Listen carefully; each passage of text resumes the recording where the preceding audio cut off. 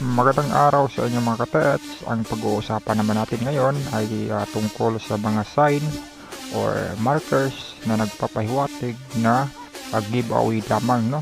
Okay.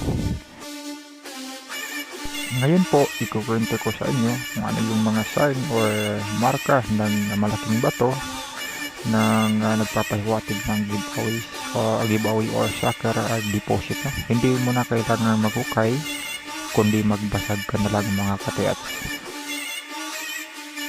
Mas mabuting may alam ka mga katets kasi magagamit po ninyo ito pag may makita kayong ganitong marka sa malaking bato or maka-encounter kayo ng ganitong mga markers mga katets. So mga katets, hindi natin alam kung tayo ay naglalakad, makakita tayo ng ganyang marka. Yung iba nga, inuupuan na nila, hindi nila alam may nakatagong kayamanan sa ilalim ng bato. Okay, ito ay tinatawag na rock and close or giveaway deposit, no? Okay. Tulad ng nangyari doon sa Kalinan, may laging namimingwit sa ibaba ng poles mga katets. And then doon siya laging umupo sa malapad na bato.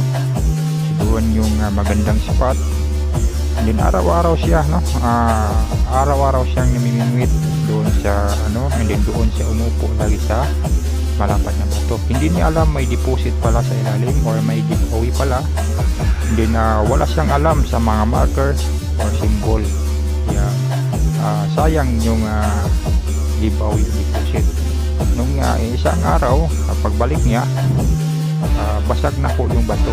Kuha na po yung deposit sa ilalim na bato mga katets. And then may natira isang coins lamang.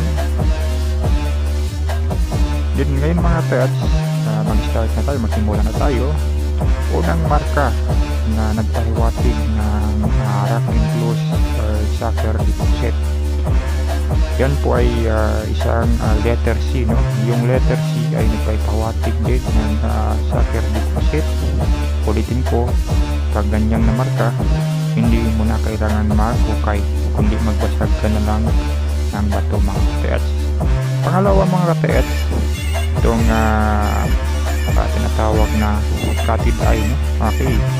Yung cutted eye po mga katets, yan din ay isang marka or symbol ng giveaway or sucker deposit mga katets.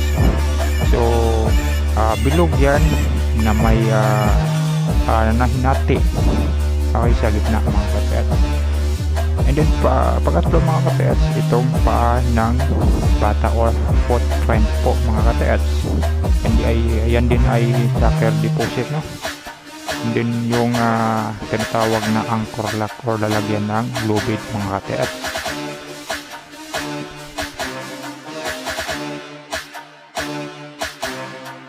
And yung double hole mga katets, hole na may hole sa ilalim, ang tawag yan ay hole with hole or double hole, no? Okay mga katets.